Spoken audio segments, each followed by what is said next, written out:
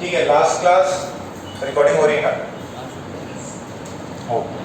Last class जहाँ तक किया था उससे आगे करते हैं। थोड़ा रिकैप करा दूँ आपको। लास्ट क्लास में हमने फर्स्ट क्या देखा कि चार्जेस क्या है, ठीक है, चार्जेस की कुछ प्रॉपर्टीज थी।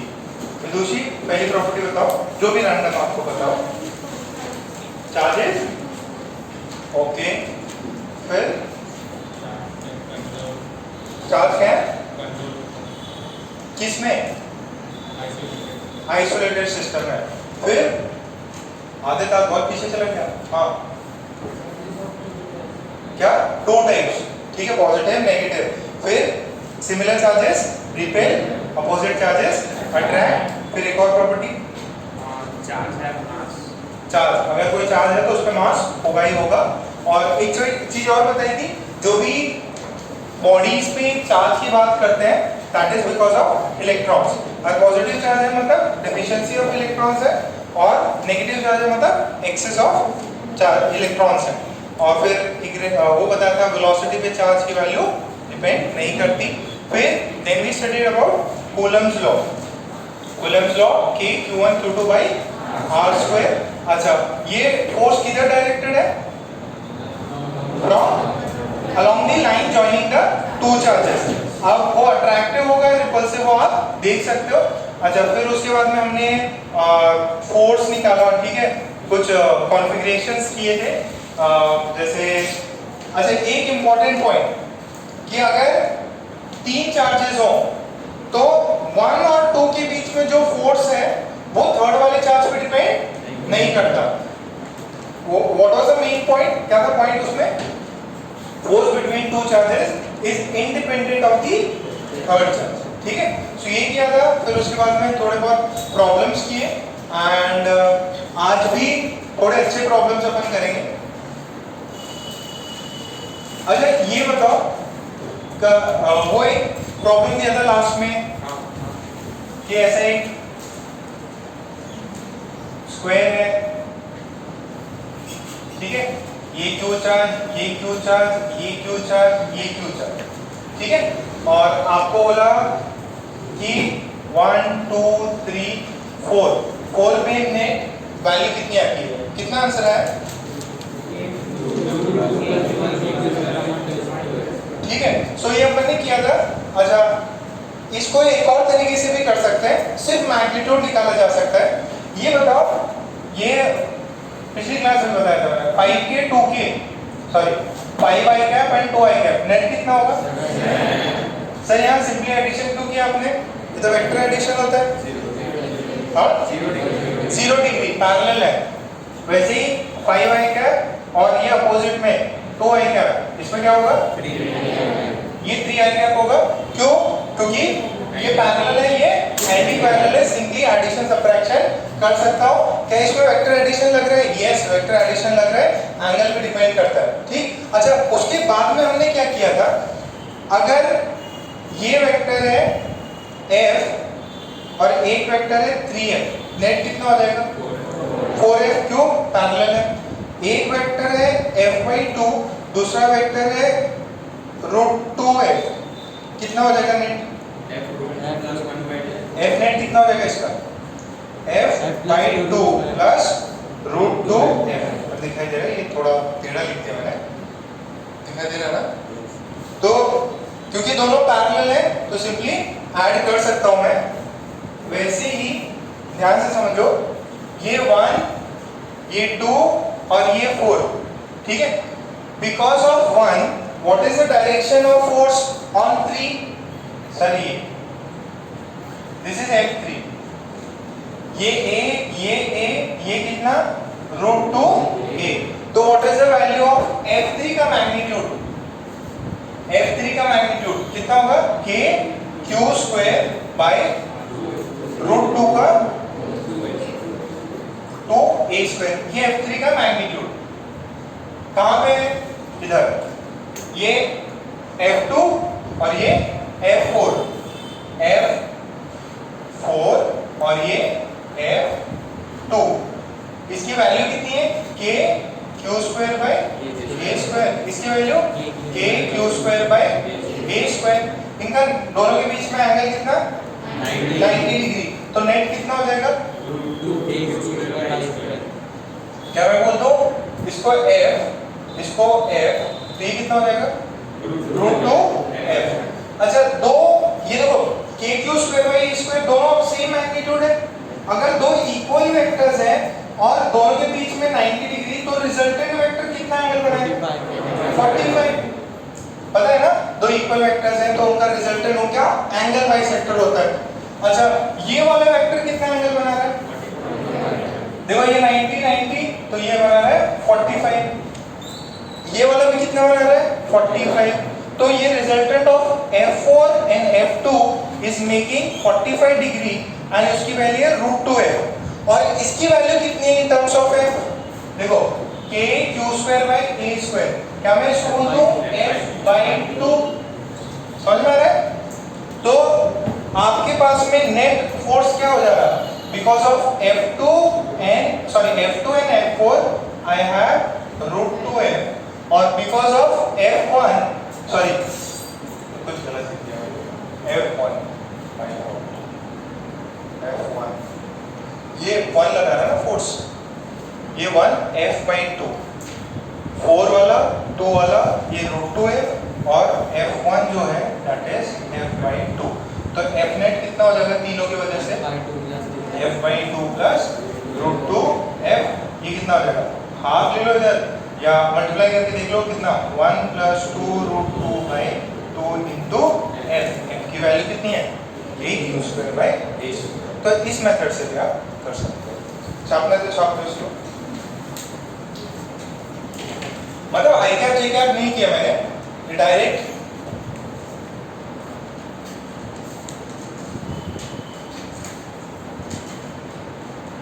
डायरेक्ट है कैप पे 2-3 अगर आपको दे दें ऐसा, दो वेक्टर्स पैरेलल हैं उनको सिंपली ऐड कर सकते हैं, जो वेक्टर्स पैरेलल हैं उनको सिंपली ऐड कर सकते हैं।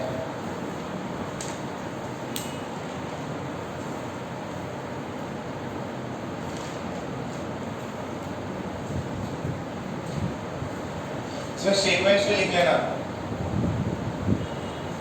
अब वो आई कैप जे कैप में थोड़ी सी टाइम लगते थे, थोड़ा टाइम कंज्यूमिंग था, ये फटाफट हो जाता। ऋषि इधर है, ऋषि आएगा हम इतने ढक लिया तुमने, हमें दवा बैठा था फिर बहुत पीछे चलेगा तो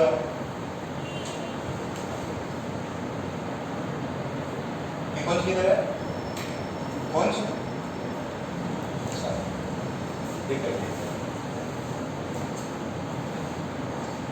अक्षय नहीं आया, पूरा है सार्थक है, दोनों पियांशु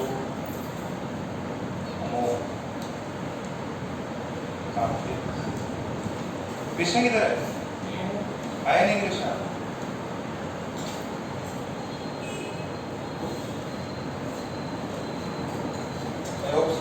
फटाफट सबने छाप लिया है।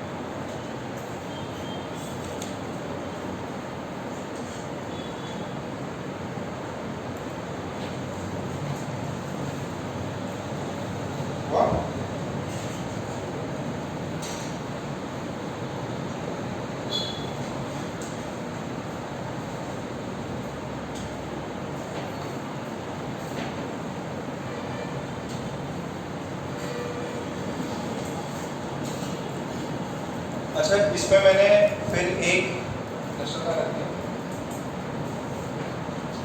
डस्टर नहीं लाते क्या? हाँ यार डस्टर नहीं लाते, चलो डस्टर नहीं लाते।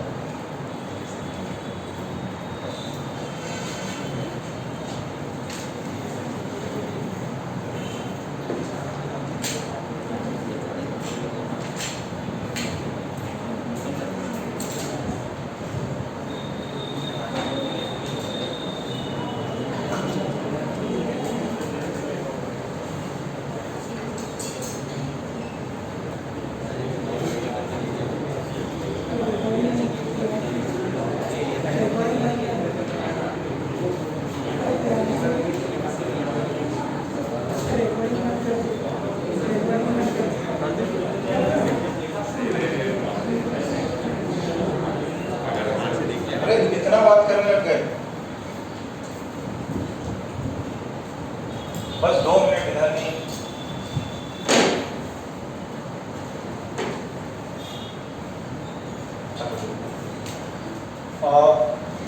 ये हमने प्रॉब्लम किया था कि अगर ये Q तो भी जस्ट बताया -Q +Q +Q और ये सेंटर में कैपिटल Q है।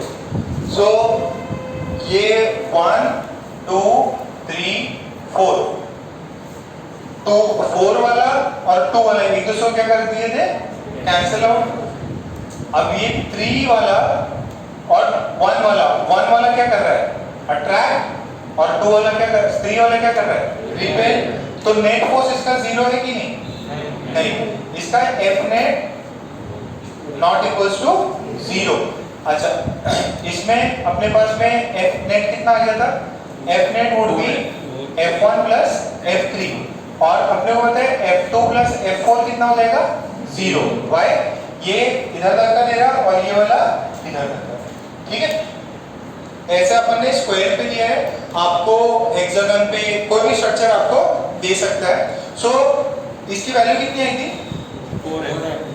4 K Q square by A square, क्योंकि ये वाली डिस्टेंस कितनी हो जाएगी, ये A है, ये A है, this would be A by √2, this is A by √2, ये K कैपिटल Q है ना, ठीक है, ये चीज याद है। अच्छा, इसमें थोड़ा सा मॉडिफिकेशन कर लेते हैं अपन। अगर इसमें ना कोई भी कॉम्बिनेशन दे सकता है, जरूरी नहीं है कि सिर्फ फर्स्ट वाले पोजीशन पे दिया हो, ऐसा हो सकता है कि 1 और 3 दोनों पे नेगेटिव दे दे।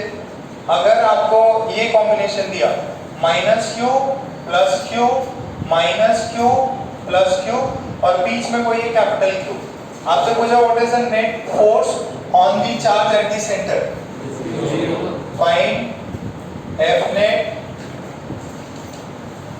Eight point capital Q, answer है 0। दिमाग लगाने की जरूरत नहीं पड़ी, क्यों, क्योंकि ये अट्रैक्ट कर रहा है तो इसको पास बुलाएगा, ये भी अट्रैक्ट कर रहा है ये इसको पास बुलाएगा, और ये दोनों रिपेल कर रहे हैं, तो ये कॉम्बिनेशन ये बन गया। अब ऐसा हो सकता है यहाँ पे -Q, यहाँ पे -Q रख सकता है, तो अगेन आंसर बन जाएगा। तो ऐसे कॉम्बिनेशन में जनरली स्क्वायर या सर्कल का भी कोई सवाल आ सकता है। इसको भी छाप दो, इसको छाप दो।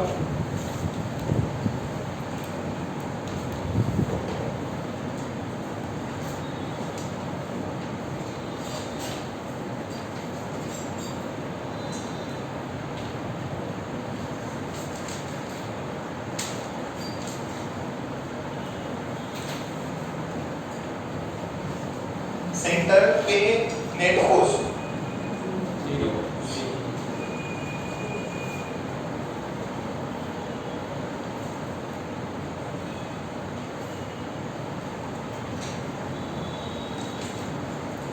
अच्छे से डायग्राम बना के ना आप करने जाओ तो वैसे भी कर सकते हो, आई कैप चेक कैप वो भी करोगे, और वो बहुत लेंथी हो जाएगा, ज्योमेट्री से तुरंत दिख जाता है।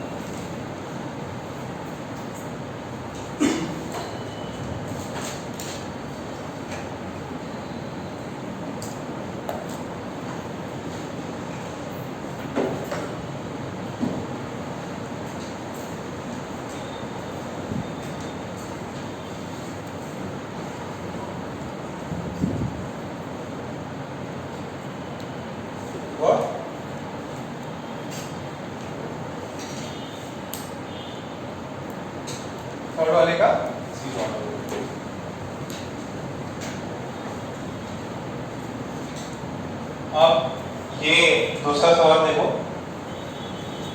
ऐसे एक सर्कल दिया, सेंटर पे है +Q चार्ज और 4 पोजीशंस है A, B, ऊपर लिखा B, C and D, 4 points है। इस पॉइंट पे है चार्ज 4Q, इधर है चार्ज 3Q। अनलेस और अनटिल नेगेटिव साइन पीछे ना दिया जाए आप क्या मानेंगे उसको? Positive charge. और यहाँ पे है 2Q, यहाँ पे है Q और इसका रेडियस जो है, रेडियस इज R। आपसे पूछा है find the force on a charge at the center due to the charges at circumference। ठीक है, सो आई कैप जे कैप में बता दो। ये समझ में आ रहा है ना? आई कैप इधर, जे कैप ऊपर, निकालो।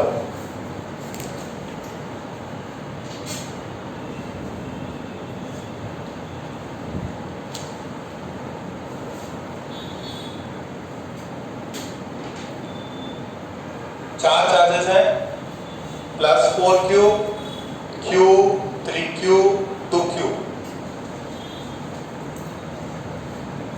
आई कैप जी कैप के टर्म्स में निकालो, फाइनल मैग्नीट्यूड बता दो, फाइनल मैग्नीट्यूड कितना है? रेडियस है इसका R,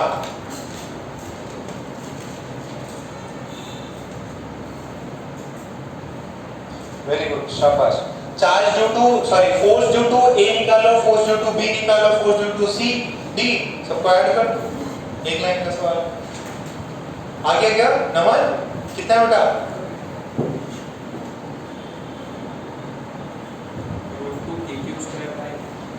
√2kq²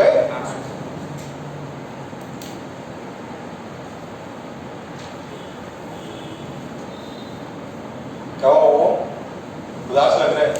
डांट पड़ेगी आज भी? पड़ गई?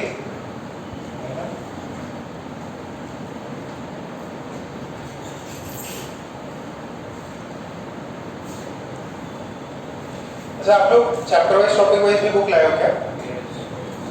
ठीक है, करा थोड़ी देर में करा प्रॉब्लम।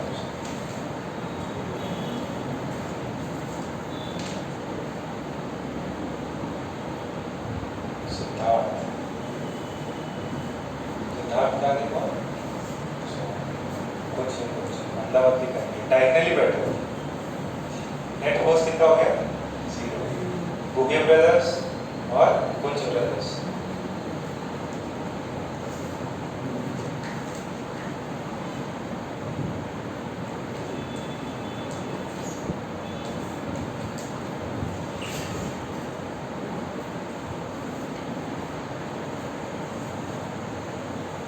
सबका आया? आई कैप जी कैप में बताओ।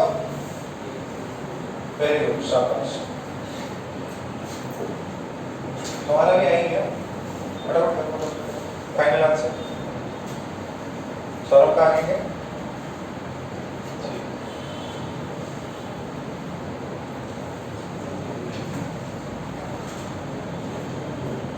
रफ में कर लिया वो, जो मिटाना पड़ता था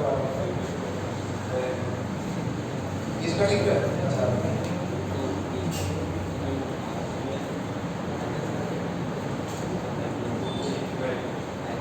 दादा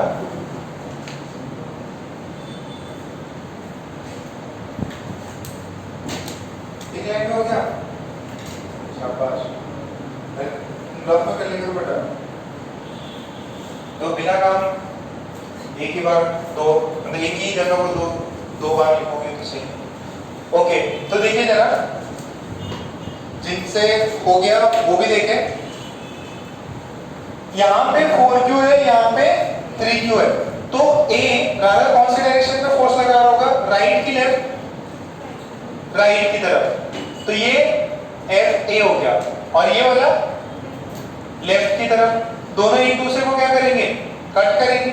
ये वाला B वाला नीचे ये FB और ये ऊपर की तरफ FD। अच्छा, सो हमने Fnet जो है हमारा कितना आएगा, FA plus FB plus FC। FA की वैल्यू कितनी है, K capital Q 4Q by R square, capital R या जो भी अपन ने लिया है, और ये डायरेक्शन क्या है प्लस I कैप। फिर इसका कितना हो जाएगा, माइनस हो जाएगा K Q by R square J cap, और ये वाला कितना हो जाएगा, this is 3K capital Q small R square minus I cap. तो ये लास्ट वाला K Q 2Q by R square, this is, ठीक है। फाइनल आंसर एक हो जाएगा K Q by R R square I cap plus K Q R square. ये है सभी का पक्का। सो ये पार्ट यहाँ तक क्लियर सभी का, ओके। अब नेक्स्ट में थोड़ा सा अच्छा सवाल है, देखिए कितने बना पाते हैं। मैं रब कर दो, इसको मिटा दो।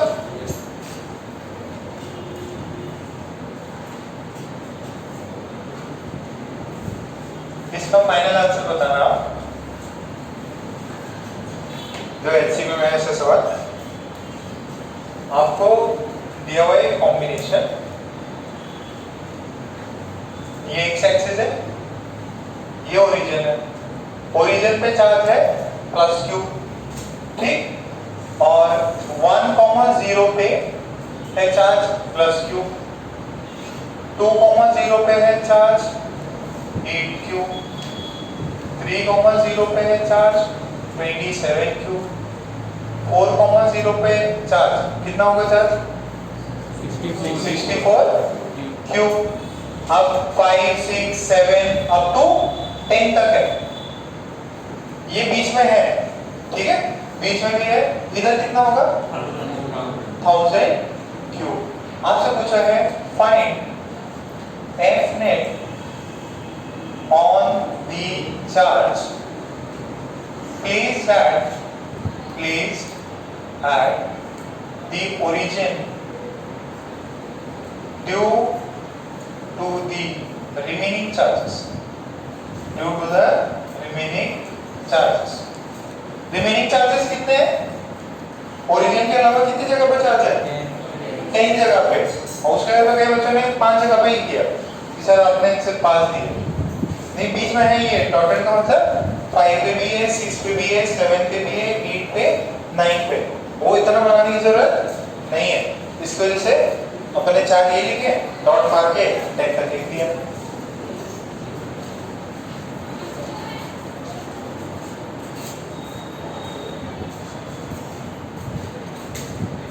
K के टर्म्स में बताओ, K और Q के टर्म्स में बताओ।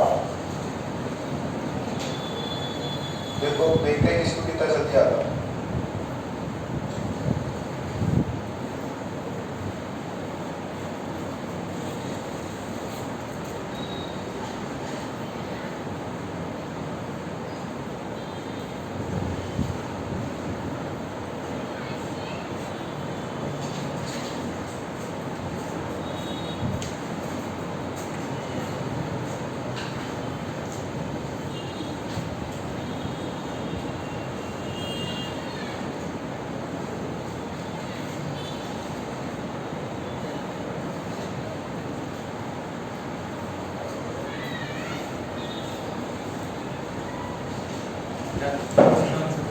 कितना 55 क्या बनाऊं लास्ट में, ठीक है। सो F नेट आ जाएगा तो F1, ये F1, F2 up to F10। पहले वाले कितना हो जाएगा, फोर्स वाले का समृद्धि बता बेटा, force due to this charge, हाँ, K Q into Q by नीचे क्या है 1 का स्क्वायर, फिर कितना हो जाएगा K Q, इसमें कितना लिखेंगे 8 को मैं कुछ लिख सकता हूँ 2 की पावर कितना ठीक है, बाई उसका स्क्वायर 2 का स्क्वायर, फिर k q, ये कितना हो जाएगा 27, 27 कितना होता है 3 का क्यूब बाई क्यूब 3 का स्क्वायर, फिर डॉट डॉट डॉट, समझ गए। अच्छा 10, ये 1000 को लिख सकता हूँ 10 की पावर 3, तो ये आ जाएगा k q 10 की पावर 3 क्यूब बाई डिस्टेंस कितना है इसका 10, तो दिस इज 10 का स्क्वायर। तो फाइनल आंसर में कुछ कॉमन निकाल लो इधर, k q स्क्वायर कॉमन निकाल लिया, पहला टर्म है 1, यहाँ पे क्या है ये 2 की पावर 3 नीचे है 2 की पावर 2, बचेगा कितना ओनली 2 बचेगा, फिर नेक्स्ट में 3 की पावर 3 डिवाइडेड बाय 3 की पावर 2 कितना बचा 3, फिर 4 की पावर 3 ये 4 5 6 अप टू लेके 10 तक, टू लेके k q स्क्वायर, ये कितना होगा what is this sum of n terms, AP है 1 2 3 10 तक का सम कितना आएगा 15, क्लियर है पक्का।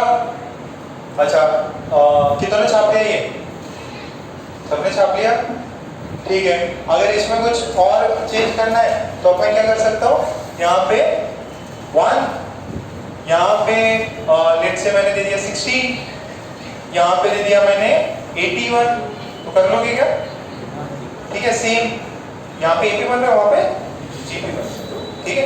ऐसा एक सवाल है इसी में है, अच्छे सवाल है, बेसिकली मैथ्स ही है, आप जरा ये सॉल्व करो, एडवांस कीजिए, 0,0 चेंज कर लो इसको, 1,0 पे है प्लस q, 2,0 पे है 16q, 3,0 पे है 81q, ऐसे 4,0 पे, 4,0 पे कितना होगा 256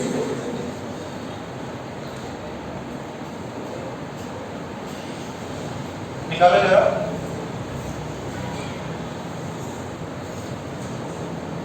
find f net, find f net, find f net on the charge at the center.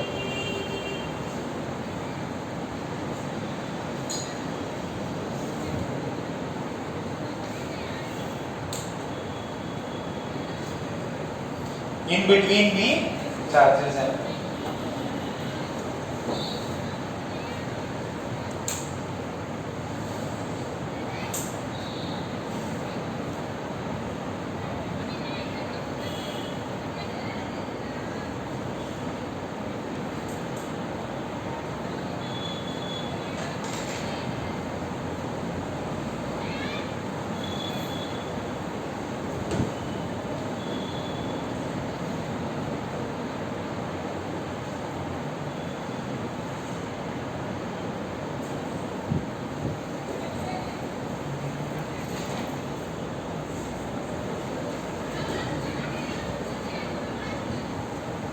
सब कॉमर्स कर रहे हैं।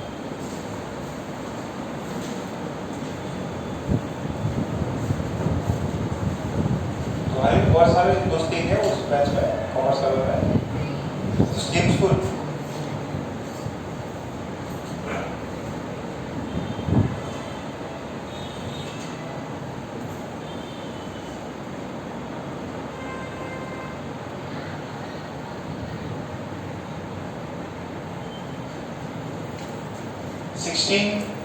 मतलब 2 की पावर 4, 81 3 की पावर 4,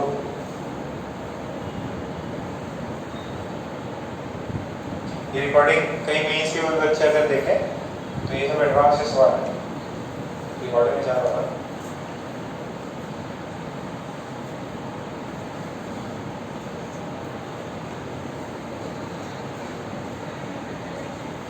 कितना है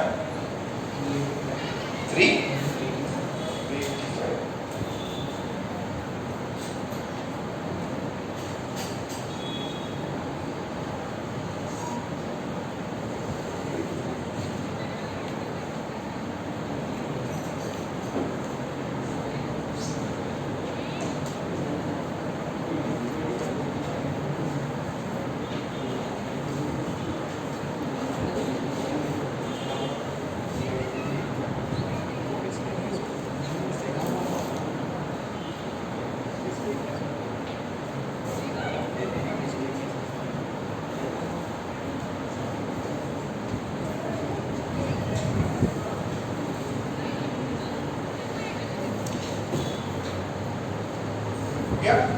385 आएगा। देखिए एफ नेट कितना हो जाएगा, एफ नेट हो जाएगा के क्यू, ये कॉमन आ जाएगा, क्यू हम सबसे आ जाएगा और टर्म आएगा 1 power 4 by 1 power 2, 2 power 4 by 2 power 2, 3 power 4 by 3 power 2। देखो 16 को 2 पावर 4 लिख सकते हैं, इसको 3 पावर 4, ये 4 पावर 4 और ये कितना हो जाएगा, ये 10 पावर 4 पहले से लिखा हुआ है। So ultimately finally 10 power 4 by 10 power 2 बचेगा कितना, a क्यू स्क्वायर 1 प्लस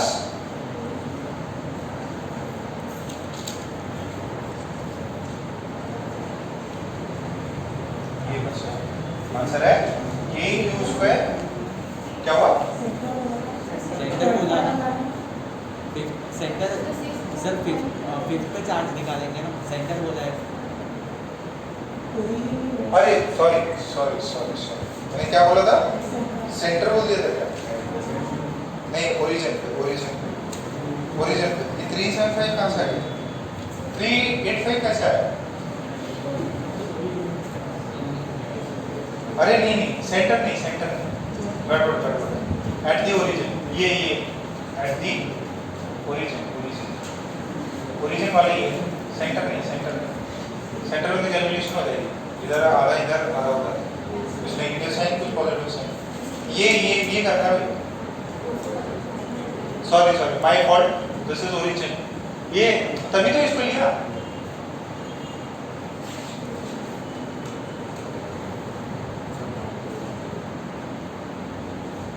अरे मैं चुप, ये सब इसमें जा रहा हूँ, बगल में है पूरा आवाज है।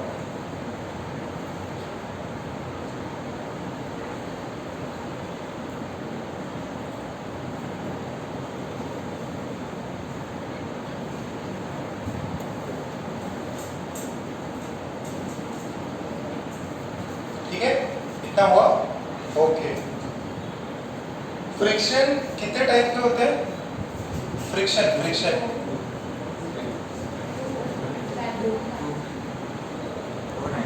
दो टाइप, इतना क्यों टाइम क्यों ले रहे हैं, 2 मिनट तो उसमें ले लिया, कौन कौन से होते हैं,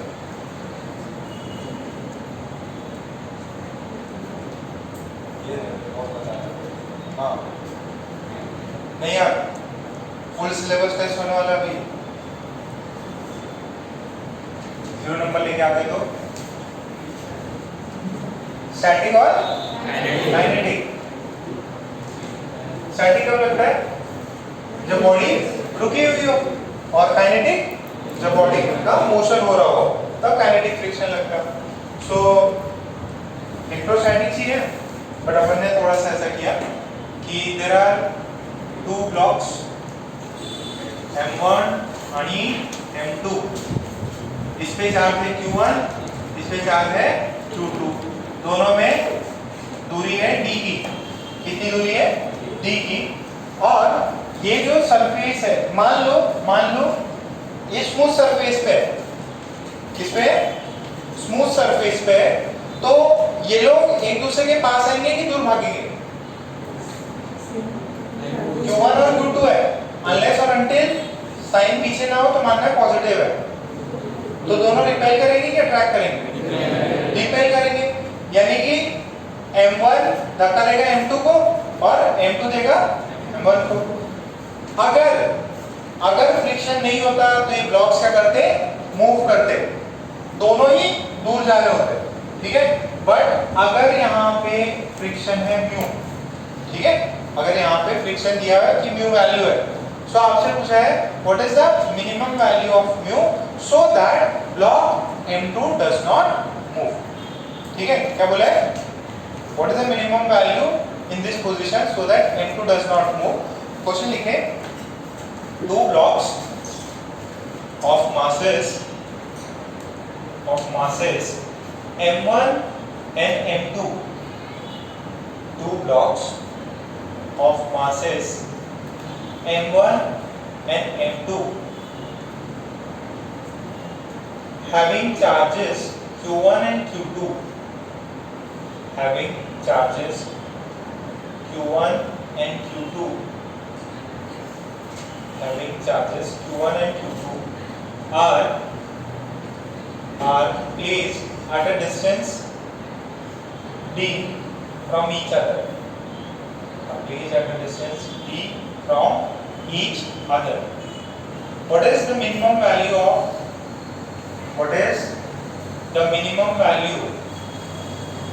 friction mu?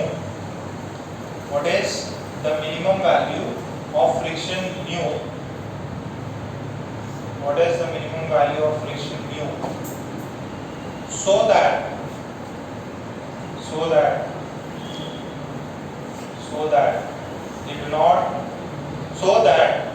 M2 does not move. So that M2 does not move. इस इंस्टेंट पे है ना, M2 मूव ना करे तो म्यू की वैल्यू कितनी है? वेरी गुड, चिंदी से सवाल है। आगे क्या?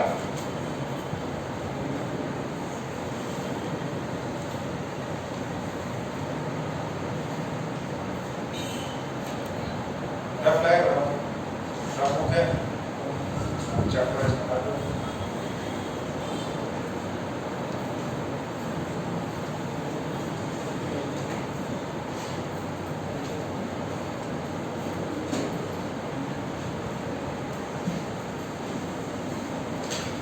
Page number 381।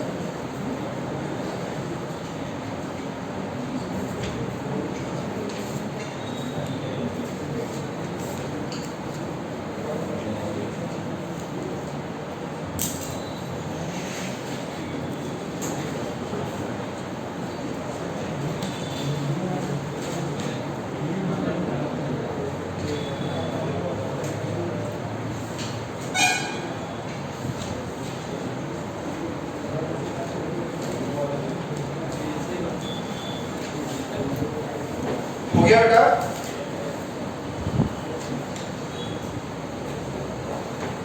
आप जो है अभी ज्यादा क्वेश्चंस नहीं बने, और जो पेज नंबर 381 है उसमें क्वेश्चन 2 ट्राई आउट कर सकते हो, बहुत सिंपल सा क्वेश्चन है।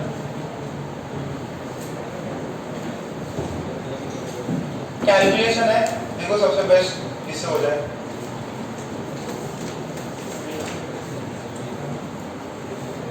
जिसका ये हो गया वो करेगा, जिसका ये नहीं हुआ वो पहले ये करे।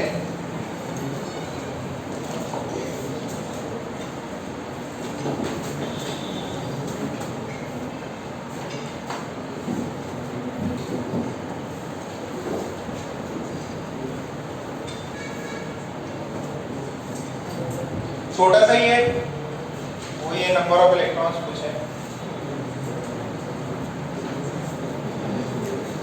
हो गया तो ये वाला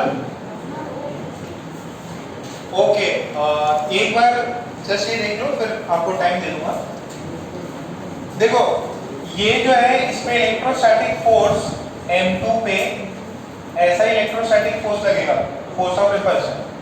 M2 है, नीचे M2G लग रहा होगा, ऊपर नॉर्मल लग रहा होगा।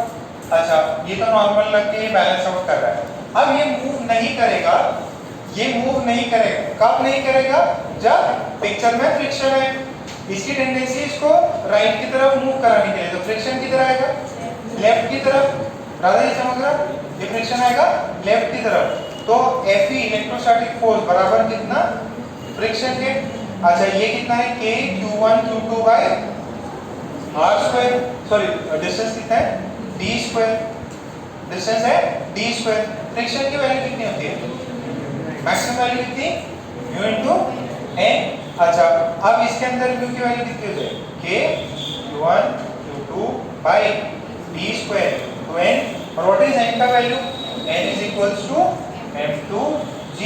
तो यहाँ से म्यू की वैल्यू है K Q1 Q2 by D square M2G। ठीक है, क्लियर हो गया इतना? सबको आ रही है?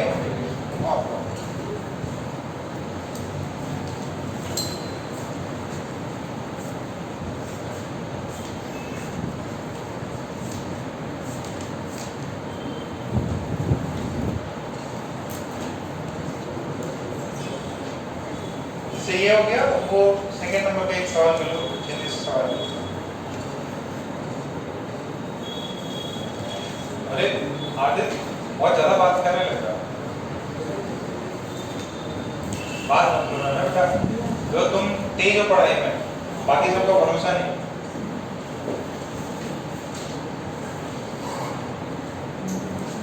तो उनको डिस्टर्ब करके इनके नंबर और गिरा दो।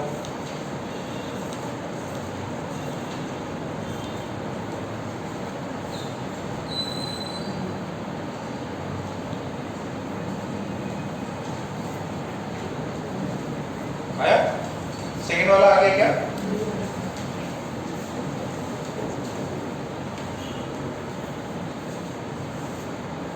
मैथ्स कैलकुलस फंक्शन चल रहा है, क्या चल रहा है मैथ्स का? लिमिट्स चल रहा है। तो ठीक है, फंक्शन तो कर लिया था उसमें।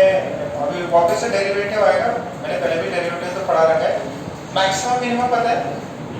What is the condition for maximum minimum? कोई फंक्शन है, उसका कंडीशन क्या होगा maximum minimum? First derivative should be 0, ठीक है।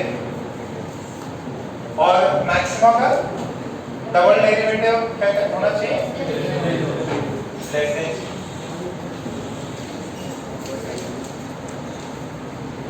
ओके, अगर सेकंड हो गया तो यहां देखें सॉल्यूशन भी दिया हो पीछे। अगर ऐसा कुछ सीन है, ध्यान से सुनो। एक कैपिटल क्यू चार्ज है, ओनली कैपिटल क्यू, ठीक है। कैपिटल क्यू चार्ज है और इस कैपिटल क्यू को हमने दो पार्ट्स में डिवाइड कर दिया। एक कैपिटल क्यू का चार्ज है, उसको हमने दो पार्ट्स में डिवाइड किया। ये क्यू चार्ज, तो रिमेनिंग कितना होगा? Capital Q minus small Q. इसका चार्ज कितना होगा? Capital Q minus small Q. और इनको हमने ये क्यू, ये capital Q minus small Q, और इनको हमने रखा है at a distance of r पे, फिक्स है। आपसे पूछा है find the value of q in terms of capital Q so that the two parts experience maximum force.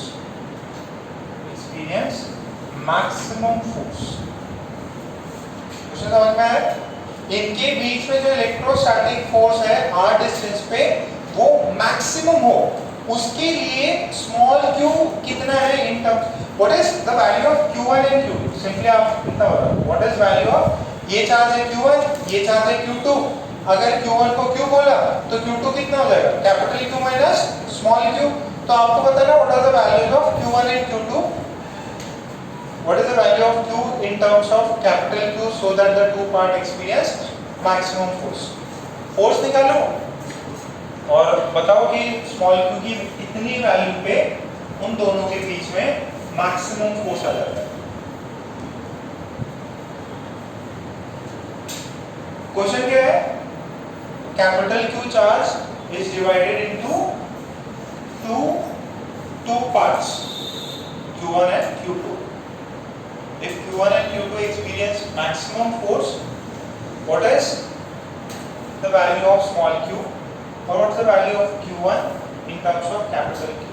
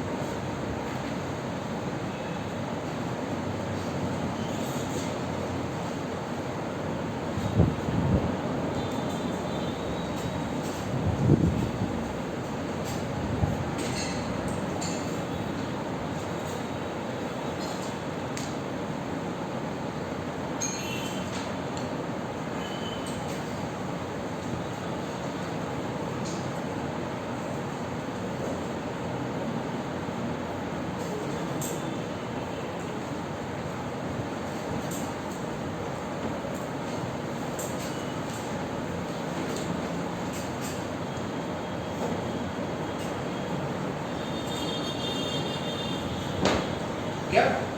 कितना है? Capital Q by 2। और किसी का?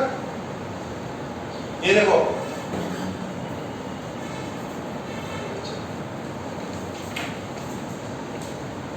फोर्स कितना है? फोर्स की वैल्यू कितनी होगी? फोर्स दोनों के बीच में होगा K Q1 Q2 by R square. तो ये मैक्स चाहिए अपने, ठीक है? इसकी वैल्यू कितनी है? Q, Q2 की value capital Q minus small q। अच्छा, इसमें कौन सी चीज फिक्स है? K फिक्स है और R स्क्वायर फिक्स है। अगर मैंने Q चेंज किया, Q1 चेंज हुआ तो Q2 भी चेंज होगा अकॉर्डिंगली। तो ये जो टर्म है, ये टर्म, ये वेरिएबल है। देखो, अगर इसकी वैल्यू मान लीजिए 5 था, तो इसकी वैल्यू अगर 1 रखी तो इसकी वैल्यू 4 हो जाएगी, इसकी वैल्यू 2 रखी इसकी वैल्यू 3 हो जाएगी। तो अपने को मैक्सिमा के लिए क्या चाहिए? ये किसका फंक्शन हो गया? f max is a function of, या सिंपली f जो है ये मेरे को मैक्सिमम चाहिए। यहाँ पे ये f किसका फंक्शन है? स्मॉल q का। f is function of small q. For maxima, if I want maximum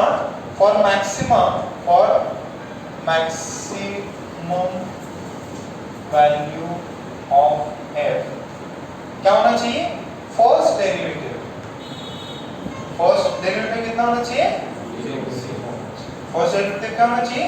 0। Differentiate कर दीजिए, किसके रिस्पेक्ट में? q के रिस्पेक्ट में। तो k by r स्क्वायर तो कॉमन है, कांस्टेंट है। This is q capital Q, this is q square, ठीक है? dq से डिफरेंशिएट किया और 0 कर दिया। क्या आंसर आएगा? देखो, इसको मैं यहाँ लिख रहा हूँ। ये तो एज इट इज लिख लीजिए, इसको कांस्टेंट है। इसका derivative small q capital Q बाहर, और ये हो जाएगा 2q, दिस इज 0। ये 0 कब आएगा? Q की वैल्यू कितनी है? Capital, right? यानी कि अगर मैं वो चार्जेस को इक्वली डिवाइड करता हूं, देन उनके बीच में मैक्सिमम फोर्स, राइट? इतना समझ में? तो इसमें ऐसे सवाल हैं, एक सवाल है,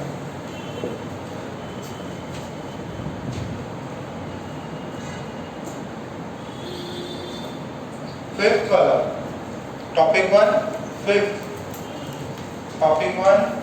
fifth, page number, question number 5, same page number, topic 1,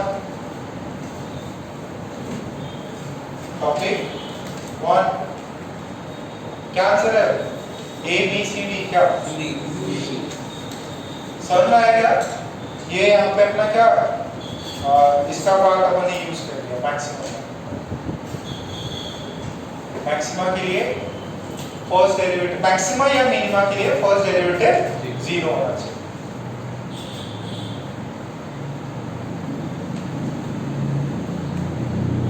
समझ हो गया ये?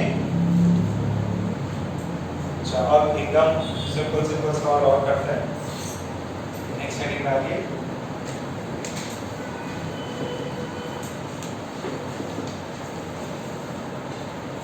Equilibrium.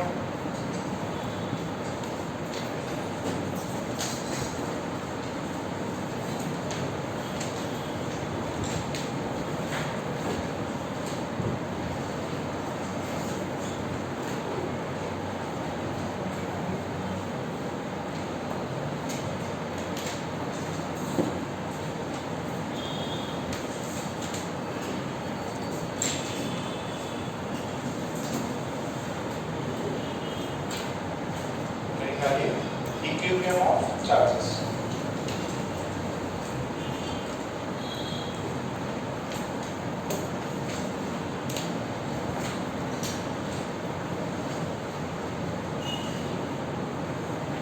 Equilibrium of charges.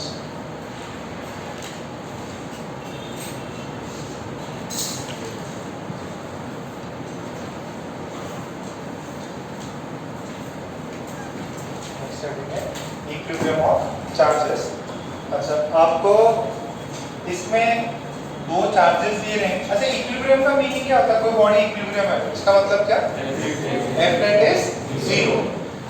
Physics में हमें अगर कोई बॉडी दी जाए, बोले कि वो इक्विलिब्रियम में है, इसका मतलब जनरली ट्रांसलेशनल इक्विलिब्रियम के लिए F net 0 और टॉर्क होगा, तो अगर टॉर्क 0 है तो उसमें रोटेशनल इक्विलिब्रियम आ जाएगा। सो equilibrium of charges, equilibrium of charges, एकदम सिंपल सवाल है।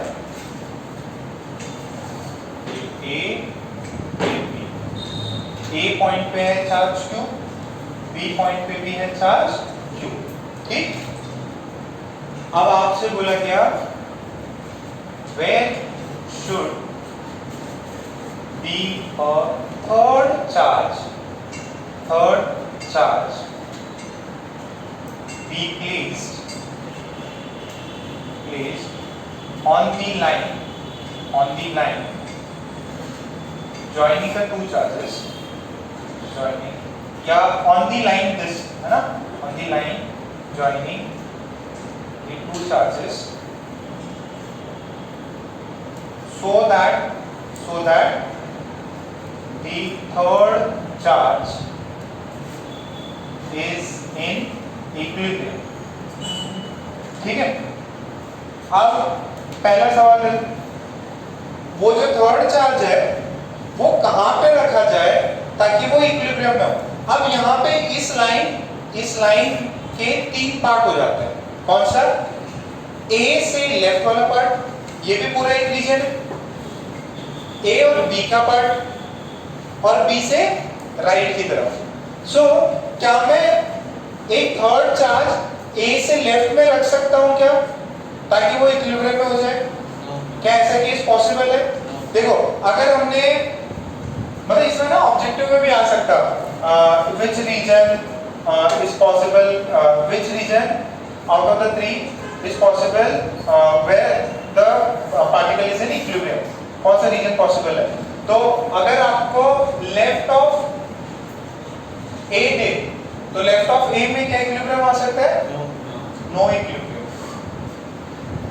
क्यों इक्विलिब्रियम नहीं है? इक्विलिब्रियम के लिए F net 0 होना चाहिए। अगर ये A पॉइंट है और यहाँ पे मान लीजिए आपने थर्ड चार्ज Q3 रख दिया, Q3 is equals to Q रख दिया, तो ये Q, ये वाला Q इसको रिपेल मारेगा, ये वाला Q भी इसको रिपेल मारेगा। सर पॉजिटिव की जगह नेगेटिव रख दीजिए तो कुछ चेंज होगा? देखिए, अगर मैंने पॉजिटिव की जगह पे नेगेटिव रखा, -Q कर दिया, ये Q है, ये Q है, दोनों प्लस है, तो इस थर्ड वाले चार्ज को पहला वाला चार्ज क्या करेगा? अट्रैक्ट। ये वाला भी क्या करेगा? अट्रैक्ट। क्या पॉसिबिलिटी है?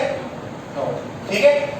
Left of A there is no equilibrium point, right of B no equilibrium point, ठीक है। Right of B no equilibrium point. So तीन रीजन में फिर बचा कौन सा रीजन? बीच वाला। अगर इसका भी अगर आपको एक, ये A पॉइंट था, ये B पॉइंट, ये A, ये B, ये A है, ये B है, और हमने Q3 को यहाँ पे रखा। सो ये भी Q है, ये भी प्लस Q है, तो यहाँ पे ये भी रिपेल मारेगा, ये भी रिपेल मारेगा, there is no equilibrium possible. अच्छा, बीच में रखा जाए तो इक्विलिब्रियम पॉइंट बन सकता है। तो थर्ड में यहाँ पे लिख रहा हूँ ना, थर्ड यहाँ पे लिख रहा हूँ, between A and B there is equilibrium, point। अब वो पॉइंट कितना होगा, उसके लिए हमने उसको रख दिया कि मान लीजिए मैंने Q3 को यहाँ रखा, इसकी डिस्टेंस बोल दी ये x, और ये इनिशियल डिस्टेंस जो थी दैट वाज d, ठीक है। इन दोनों के बीच में आपको डिस्टेंस दी जाएगी, A और B के बीच में डिस्टेंस कितनी है? Small d। A को रखा मैंने कितनी डिस्टेंस? A से ये रखा थर्ड पार्टिकल x डिस्टेंस, ये कितना हो जाएगा? d minus x। अच्छा, what is the direction of force from A to Q3? A से Q3 का किधर होगा? राइट साइड फोर्स होगा। इस Q का Q3 पे कितना होगा? Left side. So there is a possibility, because they are in opposite direction, there is a possibility that they can cancel out. और cancel out करेंगे तो F net 0 हो जाएगा, equilibrium में आ जाएगा। So क्या होना चाहिए? This is force due to A, this is force due to B, due to charge at point B, due to charge at point A. So for equilibrium, F net should be 0. This is FA, FA right की तरफ, और ये कितना हो जाएगा? FB left की तरफ, ये 0, यानी FA का मैग्नीट्यूड बराबर आना चाहिए FB के। तो चार्जेस भी है आपके पास में, डिस्टेंस है x, x निकालो b के टर्म्स में, पूरा छापो, पूरा देखो, सुनो, पहले क्वेश्चन छापना, फिर ये छापना, और ये थर्ड में ये आपको ड्रॉ करना पड़ेगा। क्वेश्चन छापा था क्या? क्वेश्चन छाप लिया था? नहीं? सुनो, अगर क्वेश्चन छापने में दिक्कत है तो मैं वापस इसको थर्ड वाले पे इधर वापस बना दूंगी, नीचे छाप लोगे। A B Q Q बनाया था, क्वेश्चन में यही था, A और B पे Q Q रखा हुआ है, आपसे पूछा है where should be place a point charge so that it experiences net force 0। ये डायग्राम किसका है? ये थर्ड वाले रीजन का है। पहले region left of A, no equilibrium. Second region, right of B, no equilibrium. In third region, between A and B, yes, there is equilibrium.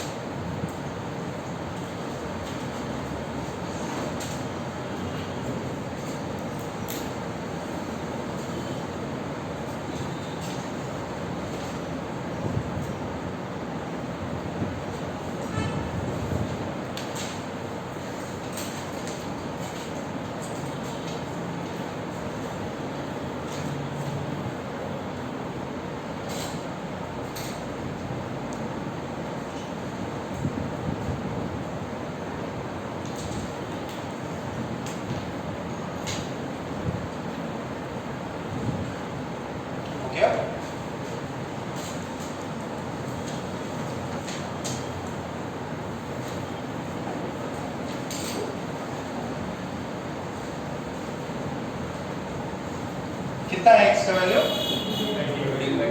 d/2, यानी कहां पे रखना है? In between. तो लॉजिकली ये अपने को पता था कि यार बीच में रख दो, तो इसको सॉल्व नहीं करना।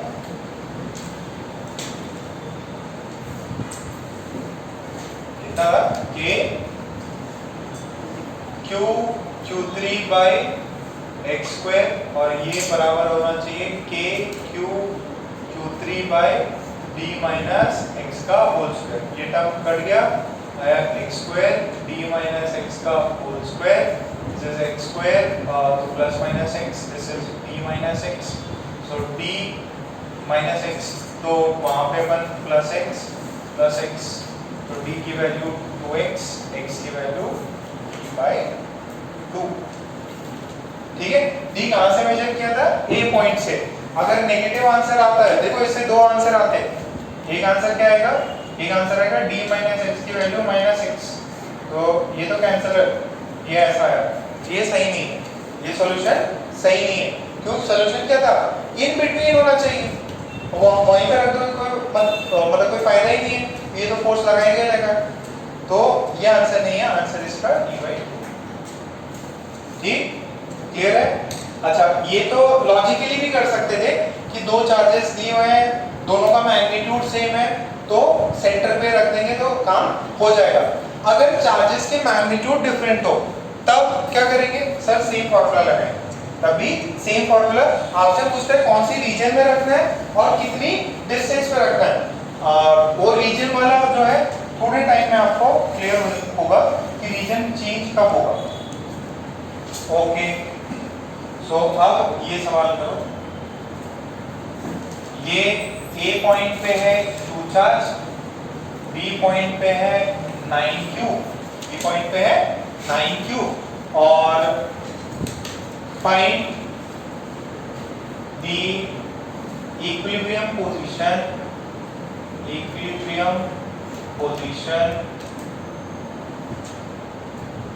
For a third charge, for a third charge कहाँ पे रखा जाए?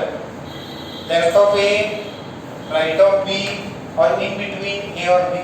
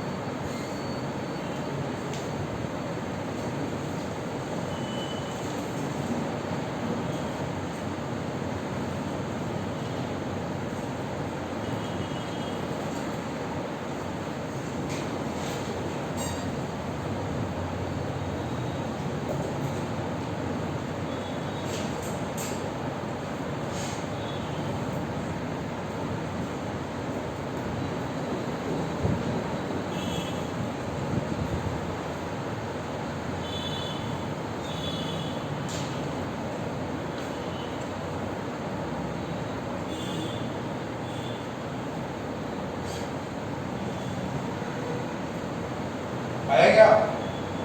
कहां पे होगा? इन बिटवीन ए और बी होगा या लेफ्ट और राइट? इन बिटवीन ही होगा। सर इन बिटवीन कैसे देखते हैं? बेटा फोर्स लगा के आप टेस्ट करो, रख के देखो उसको, यहाँ रखा ये इधर फोर्स पॉसिबल नहीं है जीरो होना, बीच में रखा ये राइट तरफ ये लेफ्ट की तरफ, हाँ पॉसिबिलिटी, ठीक है, तो बीच में रखेंगे, क्यों? दोनों तरफ क्या चार्ज है? एक पॉजिटिव है, दूसरा भी पॉजिटिव है, दोनों ही पॉजिटिव है। क्लियर है इतना? पक्का? कितना आंसर है? डी बाई 2 की डी बाई 4? डी बाई 3 आएगा किसी का? नहीं। सो मैंने बोला कि यार मैं एक्स डिस्टेंस पे जाके यहाँ पे Q3 रख देता हूँ एक्स डिस्टेंस पे, तो ये डिस्टेंस कितना होगा? This would B D minus x. ये अंडरस्टूड है, ए और बी के बीच में डिस्टेंस डी है, तो k Q3 by Q upon x square, k Q3 9Q by ये कितना है? d माइनस एक्स का होल स्क्वायर। तो यहाँ पे क्या बचे? ये पार्ट तो कट गया, ये बचेगा 1 बाई एक्स स्क्वायर, ये बचेगा 9 बाई d माइनस एक्स का होल स्क्वायर। फिर तो कैलकुलेशन है, d माइनस एक्स का whole square is equals to 9x square, तो d minus x is equals to plus 3x, यहाँ से कितना आएगा? d is equals to 3x plus x, तो d की वैल्यू कितनी है? 4x, x की वैल्यू कितनी है? d by 4। सबको आ गया? पक्का? कोई डाउट नहीं इसमें? अच्छा, अब चार्जेस अगर डिफरेंट कर दूं, ठीक है, मतलब मैग्नीट्यूड वाइज नहीं, नेचर वाइज अगर मैं डिफरेंट करा दूं तो आपकी लोकेशन क्या होगी? इसमें ना केयरफुल रहना है, पहले पता करना है रीजन कौन सा होगा और फिर एक्स डिस्टेंस, एक चार्ज पकड़ के एक्स डिस्टेंस पे आपको लेना है, ठीक है। अच्छा, इस चीज से मुझे एक और बताओ, ये जो चार्ज है Q3, इसको अपन बोलते हैं टेस्ट चार्ज। क्या बोलते हैं? टेस्ट चार्ज या सैंपल चार्ज। ये किसके पास है? ए वाले पॉइंट के पास ज्यादा है कि बी वाले पॉइंट पे? ए वाले पॉइंट के पास है कि बी वाले पे? देखो, ये ए है, ये बी है, एक्स की वैल्यू कितनी? d/4, तो ये d/4 पे रखा हुआ है Q3, तो किसके पास हुआ ये? Q के पास कि 9Q के पास? Q के पास। तो जो आपका टेस्ट चार्ज होता है that is placed near to a charge having lower magnitude। Simple सी बात है, क्योंकि जो अपना फोर्स होता है वो क्या होता है? K Q1 Q2/r²। अगर किसका मैग्नीट्यूड ज्यादा है तो डिस्टेंस क्या होना चाहिए? मैग्नीट्यूड ज्यादा है तो डिस्टेंस ज्यादा होगा। जितना मैग्नीट्यूड ज्यादा और अपने को फोर्स सेम कराना है, किसी का अगर मैग्नीट्यूड कम है, न्यूमरेटर कम है, तो डिनोमिनेटर को क्या करेंगे? और कम कर देंगे, तो डिनोमिनेटर जितना छोटा वैल्यू बढ़ जाएगी।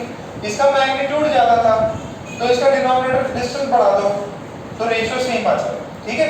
सो नोट करके एक पॉइंट लिख लीजिए, नोट करके पॉइंट लिख लीजिए, the third charge or the test charge, the third charge or the test charge, the third charge or the test charge should be placed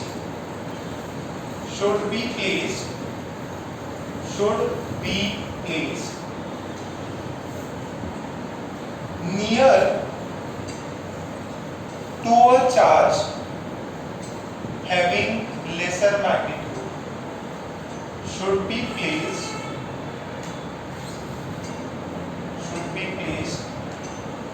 near to a charge having lesser magnitude, जिसका magnitude कम है उसके पास रखा जाए, ठीक। अच्छा, अब एक और, इसको आप लोग अच्छे से सॉल्व करेंगे। ये प्रॉब्लम में ए पे रख दिया -q, बी पे रख दिया +9q, where is the equilibrium point? Equilibrium point कहां पे है इस कॉम्बिनेशन? आप लोग ढूंढो, left of A, right of B, in between कहां पे है, वो आप प्रॉपर आंसर निकालोगे। पानी को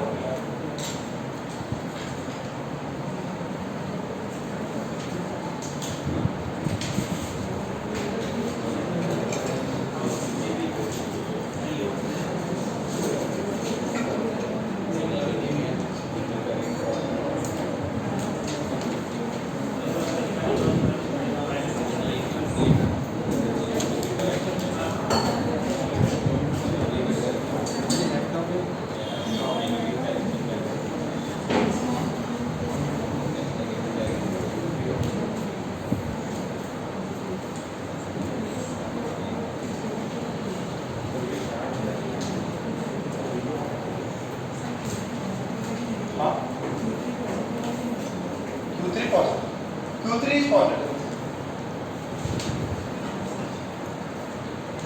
Q3 is positive.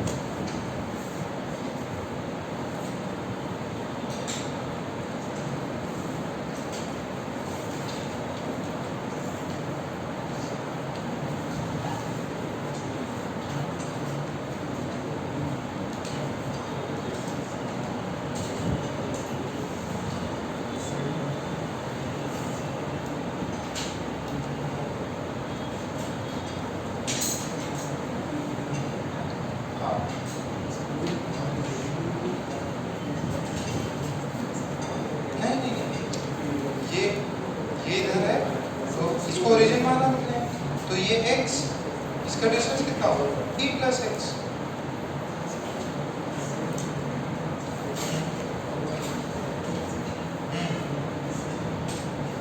अगर फाइनल में माइनस साइन आ रहा नहीं, रीजन पहले, सबसे पहले सुनो, सबसे पहले रीजन देखो कौन से रीजन में रखना है। और एक और चीज मैं बता दूं, ये जो पॉइंट लिखा है ना नोट करके, आपको इतना पता है कि अगर दो चार्जेस रखे हुए हैं और मेरे को फोर्स इक्वल चाहिए, तो वो जो Q3 है वो किसकी तरफ रखूं, A की तरफ कि B की तरफ? ज्यादा पास किसकी तरफ होगा? जिसका मैग्नीट्यूड कम होता है। सो अपने देखो, अपने को फोर्स का मैग्नीट्यूड देखना है। अट्रैक्शन रिपल्शन तो है ही है, इसमें अट्रैक्शन हो जाएगा, इसमें रिपल्शन हो जाएगा, बट मैग्नीट्यूड से मतलब है।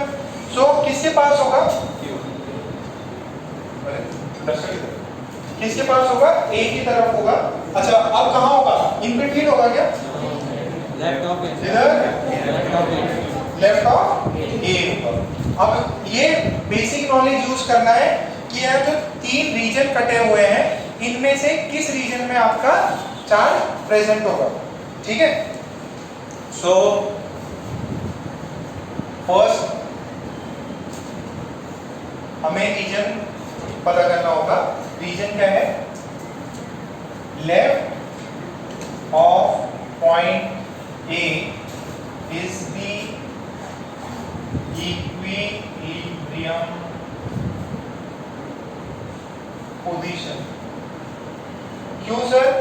देखो, लेफ्ट ऑफ ये -2, ये +9q, यहाँ पे अगर मैं +2 रखता हूं ना, तो जो A वाला क्या है, A वाला क्या करेगा? इसको अट्रैक्ट करेगा, A वाला अट्रैक्ट करेगा, B वाला क्या करेगा? B वाला रिपेल मारेगा। तो this is force due to B, this is force due to A। ये है पॉसिबिलिटी कि भैया इनका कैंसिल आउट हो सकता है। अगर इन बिटवीन रखता तो इन बिटवीन में कैंसिल होता ही नहीं। अगर मान लो यहाँ पे Q3 रख के देखो, तो ये वाला क्या करेगा? ये वाला अट्रैक्ट करेगा इसको, तो ये QA FA हो जाएगा। ये वाला क्या करेगा? रिपेल करेगा, ये QB हो जाएगा। दोनों के साइन सेम हो गए, तो इन बिटवीन नहीं हो सकता। ठीक है, इन बिटवीन कब था? जब दोनों पॉजिटिव चार्जेस थे। अब ये वाला केस बना। अच्छा, अब पता चल गया किसके पास होगा? इसके पास होगा। लॉजिकली क्लियर है, और जो अपन ने पहले लिखा था उससे भी क्लियर है। इसका डिस्टेंस कितना माना? x, तो ये डिस्टेंस कितना हो जाएगा? d plus x।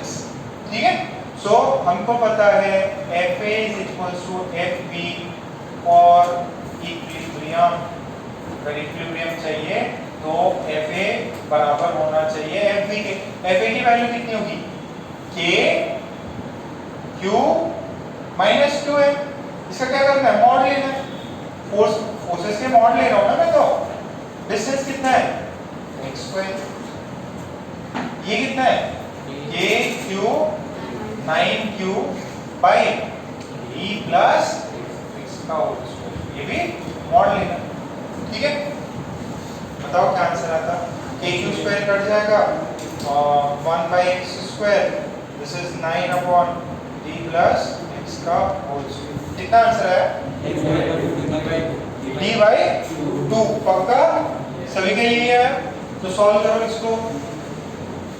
This is 9x², this is d plus x का whole square, this is 3x, this is d plus x, तो 2x is equals to d, x is equals to d/2। यही आएगा। कहां पे? Left of, कहां पे? Left of A. Clear बेटा? इतना सबको चमक रहा है? ओके, सबने छापी लिया कि? छापो छापो फटाफट छापो। हाँ, राइट साइड में नहीं हो सकता क्या? ओके, राइट साइड देखो जरा, राइट साइड में हो सकता है या नहीं हो सकता, वो भी ट्राई करते हैं। हो सकता है क्या? क्यों? B का मैग्नीट्यूड मैग्नीट्यूड। हमने एक पॉइंट लिखा इक्विलिब्रियम पॉइंट के लिए जो टेस्ट चार्ज है वो वहां रखा जाएगा जहां पे जिसका चार्ज का मैग्नीट्यूड सबसे कम हो। अगर हम यहां रखते हैं, देखो अगर हम left of sorry right of B रखते हैं, ये ए ये बी, इसका वैल्यू है कितना है इसका -2, इसका वैल्यू है +9q और हमने यहाँ पे रखा +2। देखो बेटा ये क्या करेगा, इसको रिपेल करेगा, ये क्या करेगा, इसको अट्रैक्ट करेगा। अच्छा अब कौन किसका मैग्नीट्यूड ज्यादा, इसका, डिस्टेंस भी इसका कम, मैग्नीट्यूड भी ज्यादा डिस्टेंस भी कम, इसमें दूरी बढ़ गई, ये d + x और ये कितना आएगा, ये x, तो इसका डिस्टेंस भी बढ़ गया, डिनोमिनेटर भी बढ़ गया और न्यूमरेटर और कम हो गया, तो ये कभी एक दूसरे को कैंसिल आउट नहीं कर पाएंगे। जो इक्विलिब्रियम पॉइंट है that would be near to a charge having lesser mass. बात क्लियर है, ये स्टेटमेंट अभी नोट करके लिखा था। ओके, अब एक आखिरी और कर दो, फिर ये चीज खत्म कर दो।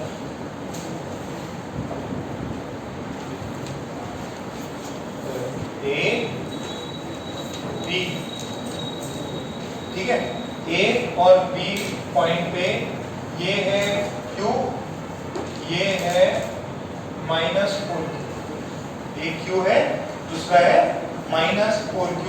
फाइंड, और डिस्टेंस कितना है दोनों के बीच में,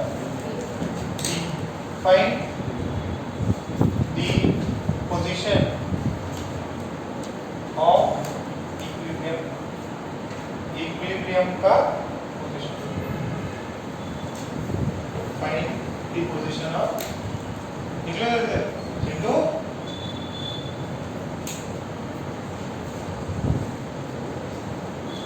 नहीं, तुम्हारा भाई वो है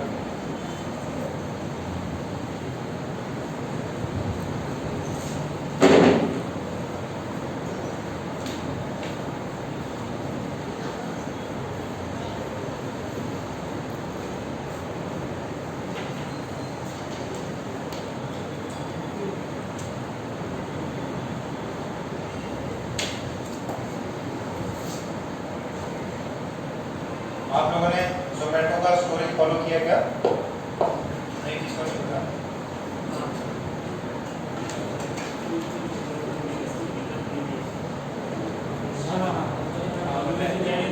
नहीं, डोमिनोज नहीं, जोमेटो का। कितने लोग ऑर्डर करते हैं जोमेटो से? एक आदमी। डोमिनोज से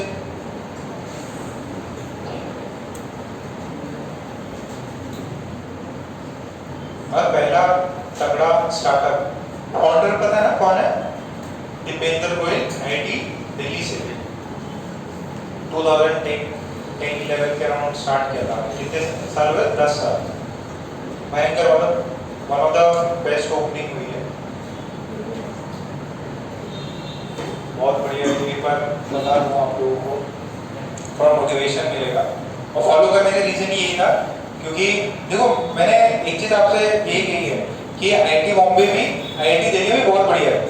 IIT दिल्ली में भी जो सराउंडिंग वाला है, सदर जो सदर बाजार है, आजू बाजू वाला एरिया SDA वाला, वहाँ पे भी हॉस्कास विलेज जो है, हॉस्कास में है ना IIT दिल्ली, तो हॉस्कास विलेज में बहुत बढ़िया मतलब एक कल्चर है स्टार्टअप्स का। तो बंदे ने भी जॉब की, दीपेंद्र गोयल करके, दीपेंद्र गोयल, और अच्छा स्टार्टअप। और जोमेटो का मतलब एक्चुअली है कि नाम हर किसी को पता है। इसमें एक बार है ना, अगर बच्चा बोल रहा था कौन सा कि ज़्यादा पढ़ने से कोई फायदा नहीं होता, कि अल्टीमेटली सब टॉप पे जो बिजनेसमैन होते हैं वो बहुत पढ़े लिखे नहीं होते हैं, ये गलत धारणा है। ठीक है, जो पढ़ लिख के IITs ये सब से भी हैं, बहुत टॉप पोजीशंस पे हैं। सो वो तो आपको देखो ऑप्शंस मिल जाता है कि भाई हाँ यार को बोलते हैं धीरू भाई अंबानी बहुत ज़्यादा पढ़े लिखे नहीं थे, फिर वो अरबपति बन गए। ठीक है, वो वन इन अ केस, वो किसकी वजह से? मेन उनका टैलेंट और उनको कंपनी वैसी मिली। तो आपको भी IITs में कंपनी ऐसी मिलेगी जो कि एक लॉन्गर विजन रखती है, लॉन्गर सोचती है कि भाई यार इतना इस लेवल पे हम लोग को सोचना है। अब जो अभी करंट अभी इस समय पे जो जोमेटो का ओवरऑल वैल्यूएशन है दैट इज इतना, ठीक है, समथिंग अराउंड पहले दिन जब लिस्ट हुई, 2 दिन पहले लिस्ट, सॉरी पिछले वीक में लिस्ट हुई कंपनी, मतलब काइंड ऑफ 80, अभी तो 80 से 90% उसका शेयर, मतलब फर्स्ट स्टार्टअप है जिसका पब्लिक हुई, पब्लिक मतलब स्टॉक मार्केट में ट्रेडिंग हो सकती है, जो उसका इतना बड़ा रेवेन्यू, मतलब इतना बड़ा हो गया वो। और बंदे वही थे, 2 बंदे थे, एक और चड्डा करके भी कोई बंदा था, सो वो तो फिर एग्जिट मार गया अपने शेयर्स बेच के। अब ये जो है, इसमें एक और चीज बताओ, इसके जो एम्प्लॉइज होते हैं ना, एम्प्लॉइज, आप जब सैलरीज और सबकी बात करते हैं तो आपको है ना कंपनी जो है, मान लीजिए आपका गूगल में हो गया या एप्पल में हो गया, तो कंपनी आपको इन हैंड कैश भी देगी आपके बैंक में, प्लस कंपनीज आपको स्टॉक्स देती है। स्टॉक्स मतलब शेयर प्राइस, पता है ना, शेयर देती है आपको। तो जिन एम्प्लॉइज के पास में इनके शेयर्स थे, आज मतलब वो सारे डबल हो चुके हैं। आपने लगाए 10 करोड़, दूसरे दिन ही हो गए 20 करोड़, ठीक है, राजू बाबू वाला, राजू भाई था ना, कौन सा, हेरा फेरी वाला, वैसा ही एक ही दिन में डबल हो गया। सो जो इनके एग्जीक्यूटिव थे, टॉप 10 एग्जीक्यूटिव, जैसे कंपनी का सीईओ तो दीपेंद्र गोयल ही है, उसके अलावा जो ह्यूमन रिसोर्स मैनेजमेंट में थे, जो वाइस प्रेसिडेंट थे, और वो majority of them are from IIT और आईआईएम वाला कॉम्बिनेशन है। तो अगर मान लो, और कंपनी को कितना टाइम हुआ, हार्डली 10 साल हुए, और 10 साल में देखो ये स्टार्टअप्स और जो अच्छी कंपनियां हैं, आपको अगर जो मतलब अगर कोई रिसर्च की तरफ जाना चाहता है तो वो ऑल टुगेदर डिफरेंट स्ट्रीम है। अगर आपको एक अच्छा कॉम्बिनेशन इंडिया में या कहीं पे भी चाहिए तो एक बीटेक की डिग्री ले लो, और अगर आप रिसर्च में नहीं हो, बिजनेस की तरफ जाना है, तो आईएम मस्ट है, मतलब आईएम ले लो, जो भी, और उसका पूरा एनालिसिस करोगे ना, ज्यादा आईआईटी आईएम वाले बन गए।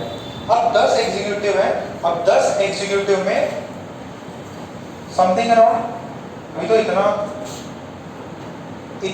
का उनके पास शेयर था, मतलब जब ज्वाइन किया, ऑब्वियसली मान लो आप दीपेंद्र गोयल हो, ठीक है, और आपको पता ही है आईआईटी वाला एमबी किया हुआ है, अच्छी कंपनी में काम किया है, तो आपके पास में तुरंत कैश नहीं होगा ना, उसकी सैलरी 5 करोड़, तो आपने बोला कि भाई 1 करोड़ 2 करोड़ रख ले, 3 करोड़ के शेयर दे देता हूँ मैं तेरे को, और जैसे जैसे हर साल तेरे शेयर बढ़ाते जाऊंगा मैं। तो इनके पास मतलब एचआर समझ में आता है, एचआर ह्यूमन रिसोर्स जो हायरिंग वायरिंग करते हैं, उसका भी जो हेड है उसके पास में भी 100-200 करोड़ रुपए तो उसने ऐसे ही बना दिए, 200 करोड़ के शेयर्स बेच के, ठीक है, जो प्रोडक्ट डिजाइन है, बिजनेस डेवलपमेंट है, और सारे के सारे आईएम्स और आईआईटी से, अब कई सारे फ्रेंची हैं उसके, और मेन तो वही है, वो देखो एक ही दिन में 2 दिन में बिलियनर बन गया। तो वही है, स्टार्टअप्स आज का जो आगे का टाइम जो आएगा पूरा स्टार्टअप्स की तरफ ही फोकस रहेगा। और आप जब लेट से आपने बढ़िया कंपनी पकड़ ली, ठीक है, 2 साल 3 साल, और आपको लग रहा है कोई अच्छी कंपनी, आपको अच्छा स्टार्टअप मिल रहा है, तो आप तुरंत उस पर शिफ्ट भी करोगे, नो डाउट सैलरी उतना ही देगा, शेयर ऑप्शंस दे रहा है, तो बहुत बढ़िया है। अब ये फर्स्ट मेजर स्टार्टअप है। अब इसके बाद में जो भी आईपीओज में आएंगे, तो आईपीओज में देख लेना, पेटीएम तो नाम सुना ही है, ये रिसेंट के स्टार्टअप्स हैं। और ये स्टार्टअप जो है, ये कंपनियां, जो भी बड़ी कंपनियां जो 20-30 साल से 40 साल से पहले चली आ रही थी, उन सबको बाहर निकालना, मतलब इनका इतना बड़ा मार्केट हो गया। अब ये जो अनअकैडमी वाला बंदा है, ये इसका मतलब चिल्ला है दीपेंद्र गोयल का, हमेशा देखो दीपेंद्र गोयल की बातें करता रहता है, मतलब जो भी उसके इंटरव्यूज हैं, उसके टॉक्स हैं, तो इनका भी प्लान यही है, जितने भी आप जो स्टार्टअप्स और जितने ऐड देख रहे हो, अभी इन द प्रोसेस लेंसकार्ट है, लेंसकार्ट का नाम सुना है, लेंसकार्ट है, नाइका है, फ्लिपकार्ट है, जो कि मेजॉरिटी उनमें जो मैनेजमेंट भी होगा ना, एग्जीक्यूटिव टीम में है, उसमें आइडियाज भर के हैं। तो एक अच्छा देखो, अगर मान लो मैं आईआईटी से हूँ, ठीक है, और मुझे कोई फैकल्टी हायर करनी है, तो मैं तो आईआईटी का ही देखूंगा ना, ऑब्वियस है, आईआईटी के ज़्यादा मैं प्रेफर करूंगा कि यार आईआईटी हैदराबाद का कोई मिल जाए। सेम केस वही होगा, जब भी हायरिंग वायरिंग होती है और आईआईटीएंस की टीम आती है, तो वो ऑब्वियस टॉप पे सारे आईआईटीज आईएम्स नहीं बैठे हुए हैं, तो प्रेफर करेंगे ना अपने इंस्टीट्यूट से उठाने को। अगर आपको कोई जिसको आप अच्छे से जानते हो कि यार इसका अगर ये आईआईटीज में मतलब टैलेंटेड बनता है, और कभी होता है ना, कभी बार ऐसे भी होता है जब इंटरव्यू में आपके सीनियर्स ही आते हैं, जैसे हम लोग के उस समय पे कई सारे हमारे पास सीनियर्स आते हैं, तो वो सेटिंग कर लेते हैं कि यार इनको ले जाना है, ये अच्छा बच्चा है या ये अच्छा फ्रेंड है, तो कुछ ना कुछ करा के उनको इन कर लेते हैं कि भाई कंपनी में आ जाओ।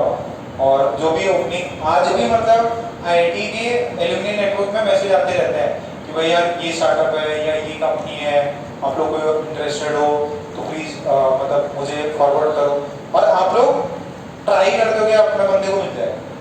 तो होता है ना लॉबी टाइप, तो सारी मेन पोजीशंस पे सब आईआईटीएस वाली लॉबी है। अच्छा, एक मुझे भी अभी रिसेंट में पता चला, बीएससी होता है बॉम्बे स्टॉक एक्सचेंज, और एक होता है एनएसई नेशनल स्टॉक एक्सचेंज। अब ये नेशनल बॉम्बे स्टॉक एक्सचेंज का I am confuse with this unit, पहले रह चुका है जो सीईओ है मेन जो मैनेज करता है, देखा होगा ना स्कैम 1992 में, तो जो स्टॉक एक्सचेंज का अभी सीईओ जो करंट है वो भी आईआईटी का है, ठीक है, चौहान करके है, तो वो भी आईआईटी है, फिर उसने आईएम किया होता है। तो जो भी टॉप पोजीशंस मिलेंगी, और अगर किसी को मान लो 700-800 करोड़ रुपए मिल रहा है शेयर्स के थ्रू, और आपने आप देखो जरूरी नहीं आप स्टार्टअप खुद ही स्टार्ट करो, ऐसा अब इतना मिल गया। ये फ्लिपकार्ट का मैंने बताया था बेनी बंसल और सचिन बंसल, अब उनको 5 मिलियन जितना भी मिल रहा था, 2 मिलियन 3 मिलियन मिल गया, 25-30 हजार करोड़ मिल गए, अब क्यों दूसरा स्टार्टअप कुछ करो। तो आप भी, और उसमें भी ये था फ्लिपकार्ट में भी आईआईटीएस भर के एक ही बार में आते थे, 20-20 बंदे 30-30 बंदे आपके बैच के चले गए सर। तो अगर कुछ स्टार्टअप नहीं हो रहा तो आप कोई ज्वाइन करो, ऑप्शंस बहुत होंगे, ऐसा नहीं करें मेरे को स्टार्टअप करना था, स्टार्टअप नहीं हुआ, कोई बात नहीं, अच्छी कंपनी ज्वाइन करो, उसमें प्रोग्रेस करो। और वो जो बंदा है जो एनएससी का सीईओ है चौहान करके, और उसका मैंने देखा कि यार बहुत इंटरेस्टिंग है, उसको बड़ी बड़ी कंपनीज का वो डायरेक्टर भी रह चुका है। तो अगर आपने आईआईटी किया आईएम कर लिया तो विद इन 5 years 10 years आप जो भी कंपनियां हैं उनके टॉप पे रहोगे, एंड प्रोवाइडेड वहाँ पे भी ऐसे नहीं काम करना ही पड़ता है कि आप अच्छी स्ट्रैटेजी ला रहे हो, अच्छा बिजनेस मॉडल क्रिएट कर रहे हो। आज एक चीज और मैं बताऊंगा, देखो अगर कोई भी कंट्री जो है, अब इंडिया उस बात पे है, ठीक है, विद इन नेक्स्ट 30 years बाय 2050 अपन सुपर पावर है, ठीक है, अपन 2050 में यूएस हो सकता है नीचे चला जाए, इंडिया और चाइना ही वजह से, ठीक है। सो उस समय पे उस पोजीशन पे इंडिया को ले जाने के लिए इंपॉर्टेंट है जो कंपनीज हैं, स्टार्टअप्स हैं, वो बहुत डेवलप करने चाहिए। और उसी की वजह से देखो एक सिंपल लॉजिक देखो, अगर कोई कंट्री है डेवलप मान ली, वो किसकी वजह से, अगर मैं बोलूं कि US is a developed nation या यूएस एक स्ट्रॉन्ग पावर है, क्यों पावर है, कोई भी नेशन जो होता है ना, पावर जो है उसका इकोनॉमी से होता है। अगर किसी भी कंट्री की इकोनॉमी बहुत तेज है, मतलब लोगों के पास बहुत पैसा है, एक है देखो, एक अपने वहां पे है, ठीक है, और एक अपने यहाँ पे एमएलए का घर है या बहुत बड़े बिजनेसमैन का घर है, तो ऑब्वियसली बिजनेसमैन ज्यादा पावरफुल है। सेम इंडिया में भी लोगों को अगर स्टार्टअप्स खुलते हैं और जॉब्स प्रोवाइड होती हैं, सिक्योर जॉब्स, तो पूरा कंट्री चेंज हो सकता है। आप जैसे होता है ना कई लोग कि भाई मुझे आईएएस करना है, आईपीएस, वो भी अच्छी चीज है, बट अगर आप स्टार्टअप्स में भी देखते हो, जैसे फॉर एग्जांपल मैं अपना बताता हूँ, ठीक है, अगर मान लो मैंने नीव एकेडमी, मैंने उस समय नीव एकेडमी खोला, ठीक है, सो करेंटली हमारे पास में 6 एम्प्लॉइज है, ठीक है, डायरेक्ट एम्प्लॉइज, और इनडायरेक्टली जो भी अपना स्टडी मटेरियल का काम है और भी जो भी है उसके अराउंड मान लो मैं 10 लोगों को एम्प्लॉय कर रहा हूँ, ठीक है, 10 लोगों को एम्प्लॉय कर रहा हूँ, मतलब उनको जो भी है, मतलब उनका घर बार चल रहा है, ठीक है, हमारा प्लान वो भी है कि जो भी उनके फैमिली में कुछ इशू आए, कुछ भी क्राइसिस आए, over the period of time अपना टारगेट है 5 साल में अपन 100 लोगों को एम्प्लॉय कर दिए, 100 लोगों को मतलब अच्छा सैलरी दे रहे हैं, तो उनका लाइफ क्या है, सेटल हो जाएगा, वो लोग भी बढ़िया घर गाड़ी सब खरीदेंगे, तो ऑब्वियस है उनको उनका डेवलपमेंट होगा। तो वो और कुछ धंधा करें। अब जैसे एक फ्लिपकार्ट डेवलप हुआ, फ्लिपकार्ट ने बहुत सारे बिजनेसेस डेवलप कर दिए। एक जोमेटो डेवलप हुआ, उसने जो उसके टॉप 10-15 बंदे थे उनको अरबपति बना दिया। ठीक है, सो वही है कि आप लोग भी अगर ये प्लानिंग करके चलते हो कि यार मैंने एक बिजनेस, देखो सिर्फ पैसे की बात नहीं है। अगर आप जोमेटो को वैसे कंपेयर करके देखो, आपको जोमेटो के वो बंदे दिखते हैं बाइक से, देखे तो होगा ही अगर, तो अब कोई बंदा पूरी इंडिया में 1 लाख लोगों को जॉब प्रोवाइड कर दिया, तो मतलब वो देखो देश के लिए कितना बड़ा काम हो रहा है। अगर उसके टॉप एग्जीक्यूटिव्स और जो टीम है ना, जो उसकी मतलब इंटेलेक्चुअल टीम जो कि मतलब ग्रेजुएशन में बहुत बढ़िया, जो उसके प्रोग्रामिंग में मार्केटिंग में लगी हुई है, वो समथिंग अराउंड 7 से 8 हज़ार है। अब 7 से 8 हज़ार लोगों को आपका पेमेंट हो रहा है, लाइक कईयों को लैक्स में, कईयों का पर मंथ 80,000 है, 50,000 है, जो लोअर लेवल पे। तो अब सोचो उतने लोगों का एक पर्टिकुलर आइडिया ने, एक पर्टिकुलर ग्रुप ऑफ स्टूडेंट्स ने, एक पर्टिकुलर आइडियंस ने इतना वैल्यू क्रिएट कर दिया। ऐसी मतलब मेरा टारगेट है कि जो आपका बैच, जितने भी मैं बैच पढ़ाऊँ उसमें से एटलीस्ट 10,000 का टारगेट है कि 10,000 बच्चे मैं पढ़ाऊँ, और 10,000 में 1,000 बच्चे अपने स्टार्टअप्स एंड कंपनीज हैं उनमें पार्टिसिपेट करें। और 10,000 बच्चे भी अगर 100 एम्प्लॉइज, मतलब 100 लोगों को एम्प्लॉय करते हैं फ्यूचर में, नॉट प्रेजेंटली, तो हाँ यार 10 साल में अपने फ्यूचर में जाके 10 साल में उन्होंने अपना स्टार्टअप किया, तो मतलब कितने लोगों को जॉब्स प्रोवाइड हो जाएंगे। सिर्फ देश तभी सुधर सकता है, तभी डेवलप कर सकता है तब जब उसमें वेल्थ क्रिएट हो रहा है, और वेल्थ का डिस्ट्रीब्यूशन हो रहा है। वेल्थ क्रिएट हो रहा है, लोगों को अच्छी जॉब्स मिल रही है, टैलेंटेड जॉब्स। ठीक है, आपने बढ़िया मतलब हैकर्स ले लो, कोडर्स ले लो, इतना बढ़िया आपने मोबाइल सिस्टम डेवलप कर रखा है, रीजनल मैनेजर बना रखे हैं, और इंडिया उसी पाथ पे है। अभी 20 साल 10 साल में बहुत ज़्यादा मतलब आप डेवलपमेंट देखोगे because of penetration of net. मतलब देखो ये चीज़ नहीं है कि भाई देखो कोई भी देश जो है, नो डाउट पॉलिटिशियंस ये सब लोग एक डायरेक्शन प्रोवाइड करते हैं अगर विजनरी रहे तो, बट अल्टीमेट डेवलपमेंट जो होता है that is in the hand of the people, जो बिजनेसमैन है, जो कैपिटलिस्ट क्लास है, वही कंट्री को डेवलपमेंट के थ्रू ले जाती है। और अभी इंडिया का मतलब बहुत सही चांस है, मतलब अभी मतलब लिबरलाइजेशन हुआ, अभी अंबानी जी का एक आर्टिकल आया था अभी रिसेंटली, तो उन्होंने बहुत पॉजिटिव वे से, मतलब अंबानी ने खुद ने इतना ज़्यादा कर लिया है। जो भी ऑक्सीजन क्राइसिस हुई थी, ऑक्सीजन क्राइसिस में इंडिया हुआ ना सेकेंड वेव, किसने सपोर्ट किया? रिलायंस ने तो 10% 20% रिलायंस का ही सारा ऑक्सीजन बन रहा था, सारी कारखाने थे, इंडस्ट्रियल ऑक्सीजन बना के उन्होंने मेडिकल ऑक्सीजन बनाना स्टार्ट कर दिया। तो देखो आप अगर पावरफुल होगे, बिजनेस कंट्रीब्यूट करोगे, तो आप कंट्री में ग्रोथ में बहुत ज़्यादा कंट्रीब्यूशन होगा। और आपका टारगेट होना चाहिए कि you should go for startups, you should go for job creation, employment generation. Employment generation होगा, देश आगे बढ़ता है। ठीक है, जो भी अपनी सिचुएशन है, आप दिल्ली मुंबई देखो, वहाँ पे क्या है, बिजनेसेस बहुत सारे इसके वजह बहुत डेवलप हो गए। दिल्ली देखो, नोएडा, गुड़गांव, ऐसे अब सिटीज और बढ़ेंगे।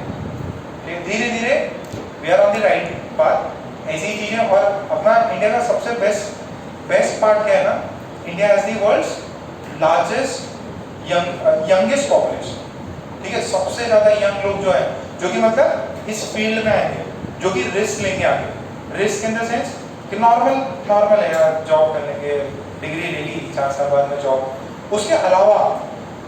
ठीक है, और जैसे ये अभी ट्रेंड चेंज हो रहा है धीरे धीरे, we are on the path of US और चाइना के। अभी अपने लोग जो है स्टॉक मार्केट ये सब चीज़ों में पहले नहीं रखते थे, और धीरे धीरे लोगों का इंटरेस्ट बढ़ रहा है। सो मतलब कैपिटल ज़्यादा होगा देश में, इतना ज़्यादा पैसा है कि कारखाने, इंडस्ट्रीज, बढ़िया इंफ्रास्ट्रक्चर डेवलप होगा। सो IITians का इसमें बहुत बड़ा कंट्रीब्यूशन है, आगे फ्यूचर में जाके आप लोगों को करना है। ऐसा नहीं है IIT बोल रहे हैं सर तो सर बिट्स में हो गया है, सब बेटर है। ठीक है, बिट्स भी बेटर है, बिट्स के भी बहुत बढ़िया व्हाइट हेड जूनियर वाला पता है ना, व्हाइट हेड जूनियर, वो बिट्स का बनता है। ठीक है, NIT के बहुत सारे बनते हैं, यहाँ नहीं तो कंपनीज के एग्जीक्यूटिव बोर्ड में तो है। बोर्ड में अगर किसी कंपनी के हो तो मेन कंपनी के डिसीजन ले पाओ। तो टारगेट हमने ना बड़ा सोचना, मैं एम्प्लॉयमेंट जनरेशन कर रहा हूँ, 1 लाख लोगों को एम्प्लॉय कर दो, बस बहुत कंट्रीब्यूशन हो गया देश को, ठीक है। सो आज के लेक्चर पे बंद करते हैं पॉजिटिव नोट पे।